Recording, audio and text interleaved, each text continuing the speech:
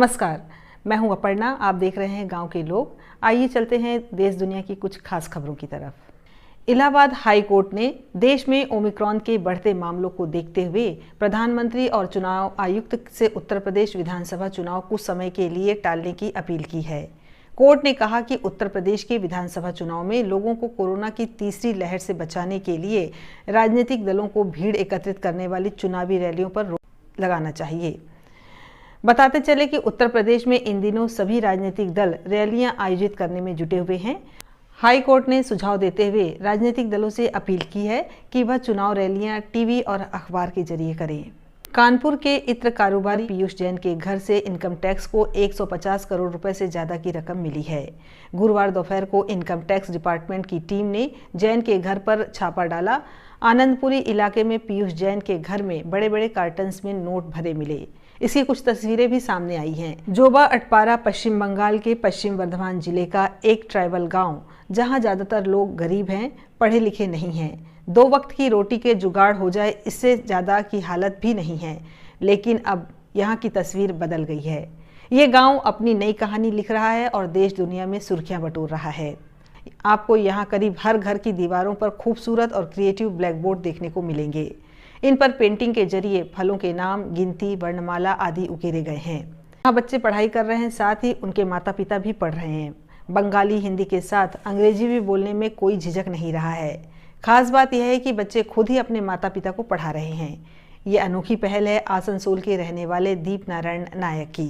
उन्होंने पश्चिम वर्धमान जिले के 12 गाँव में लोगों की घरों की दीवारों को ब्लैक बोर्ड में बदल दिया है, जहां 1000 से ज़्यादा बच्चे और उनके माता पिता पढ़ाई कर रहे हैं। वे इन दिनों बच्चों को पढ़ाने के साथ ही कॉपी, किताब और ज़रूरी चीज़ें भी प्रोवाइड करा रहे हैं। इसके लिए नेशनल और इंटरनेशनल लेवल पर उनकी तारीफ भी हो रही है। कई सम्मान भी उन्हें मिले हैं। दीवारों पर उकेरी गई उनकी तस्वीरों को यूनिसेफ ने photo of the year contest में सेकंड प्राइज दिया है। देश में पिछले 24 घंटे में ओमिक्रॉन के मामलों में रिकॉर्ड बढ़ोतरी देखने को मिली है। देश में अब तक कुल ओमिक्रॉन संक्रमितों का आंकड़ा 360 हो गया है, जिसमें 114 ओमिक्रॉन पेशेंट ठीक हो चुके हैं। हालांकि देश में ओमिक्रॉन से अब तक कोई मौत नहीं हुई है। आंकड़ों में लगातार हो रही बढ़ोतरी को देखते हुए केंद्र सरकार ने गुरुवार को राज्यों को सख्त कदम उठाने को कहा, जिसके बाद शाम तक कई राज्यों ने अपने यहाँ सख्त पाबंदियां घोषित कर दी। खास तौर पर क्रिसमस और न्यू ईयर के सेलिब्रेशन पर शिकंजा कस दिया गया है। मध्य प्रदेश समेत कई राज्यों में अब नाइट कर्फ्यू घोषित कर दिया गया है। वहीं उत्तर प्रदेश के नोएडा और लखनऊ में योगी सरकार ने 31 दिसंबर तक के लिए धारा 144 लागू कर दी है। सरकार ने 25 दिसंबर से रात 11 बजे से सुबह 5 बजे तक नाइट कर्फ्यू लगाने का फैसला लिया है। साथ ही 25 दिसंबर से शादियों और अन्य सार्वजनिक आयोजनों में 200 से ज़्यादा लोगों के शामिल होने की इजाज़त नहीं होगी। बीएचयू में नर्वस सिस्टम को कंट्रोल करने वाले एक नए जीन की पहचान हुई है, जिसका नाम महेश्वरा है। महेश्वरा जीन शरीर की तंत्रिका तंत्र में होने वाले जानलेवा रोगों का इलाज करने में सक्षम है। बीएचयू के मॉलिक्यूलर एंड ह्यूमन जेनेटिक्स विभाग में इस जीन की खोज हुई है।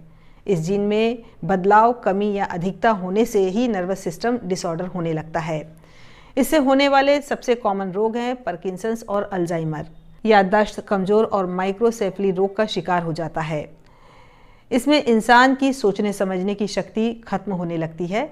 इस खास जीन की खोज विभाग की वैज्ञानिक डॉक्टर मौसमी मुस्तदी और उनकी पीएचडी स्कॉलर डॉक्टर भावना मौर्य और डॉक्टर सत्या सुरभि ने किया है।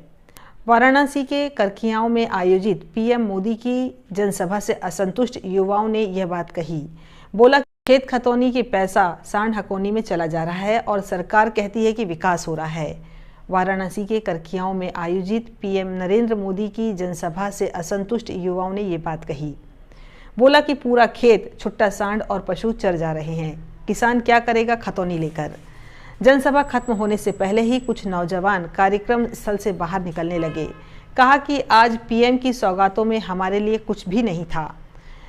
दूध तो आज भी हम अच्छे दामों में बेच रहे हैं और कल भी बेचेंगे, लेकिन हमारी परीक्षाओं में पेपर लीक, नकल, भ्रष्टाचार और नियुक्तियों में लेट लतीफ़ी को रोकने और सरकारी नौकरी देने पर पीएम मोदी ने क्यों कुछ नहीं कहा। आज हम उनकी सभा में बड़ी उम्मीद से आए थे, लेकिन उस पर पानी फिर गया। पुलिस भर्ती की वैकेंसी चाहिए, बताएं क्या अमूल प्लांट स्थापित होने से पहले नौकरी मिल जाएगी? भाजपा युवाओं के रोजगार की तरफ जरा सा भी ध्यान नहीं दे रही है। कोरोना की विनाशकारी दूसरी लहर के दौरान उत्तर प्रदेश में गंगा नदी लाशों को फेंकने की आसान जगह बन गई थी, जिसके लेखक एनएमसीजी के महानिदेशक और नमामि गंगे परियोजना के चीफ राजीव रंजन मिश्रा और IDAS अधिकारी पुष्कर उपाध्याय हैं। कोरोना की दूसरी लहर के दौरान गंगा में तैरती लाशों के कारण यूपी की भाजपा सरकार की काफ़ी आलोचना हुई थी, लेकिन सरकार इससे बार बार इनकार करती रही है। लुधियाना की जिला अदालत में हुए भयंकर विस्फोट में एक शख्स की जान चली गई थी और वहीं 6 लोग बुरी तरह घायल हो गए। मुख्यमंत्री चरणजीत सिंह चन्नी ने जांच के आदेश दिए हैं। इसे IED ब्लास्ट बताया जा रहा है। जोरदार धमाके में शौचालय में मौजूद शख्स के चीथड़े उड़ गए। आसपास से गुजर रहे लोग गंभीर रूप से घायल हो गए। इस बात की भी आशंका जताई जा रही कि जिस शख्स की मौत हुई है वही बम प्लांट कर रहा था। केंद्रीय गृह मंत्रालय ने भी राज्य से घटना की रिपोर्ट मांगी है।